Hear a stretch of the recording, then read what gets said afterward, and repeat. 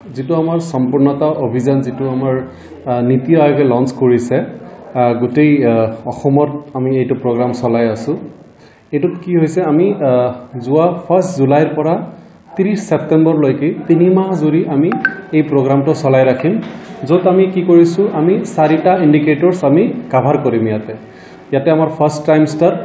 checkup যেটো ইন্টাৰনেটাল checkup হয় আৰু কৰিছো ফুল ইমিউনাইজেশন কভাৰেজ 3 নম্বৰ আমি ডায়াবেটিস কৰিছো আৰু 4 নম্বৰ আমাৰ হাইপাৰটেনশন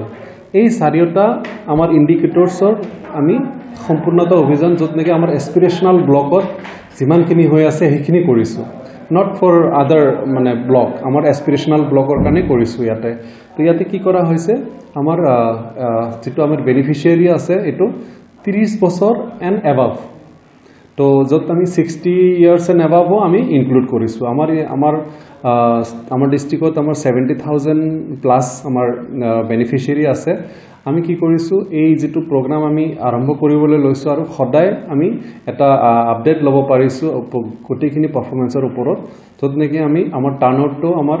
1200 আমি সদায় স্ক্ৰিনিং কৰি আছো আৰু হোপফুলি আমি এই 70,000 টাৰ্গেট যেটো আছে আমি এটো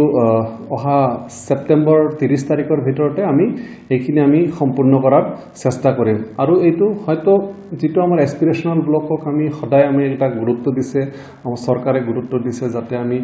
এই এস্পিৰেশনাল ব্লকটো কেনেকৈ ইনস্পিৰেশনাল কৰিব লাগে তো তাৰ সৌজন্যে একচুয়ালি আমি এই প্ৰগ্ৰামটো আমাৰ নীতি আয়োগে এটো লঞ্চ কৰিছে আৰু যত নেকি আমাৰ এই বেনিফিচিয়াৰি বিলাক স্ক্ৰিনিং কৰি আছো আৰু হোপফুলি আমি এটো সম্পূৰ্ণ কৰিম অহা সেপ্টেম্বৰ 30 তাৰিখলৈকে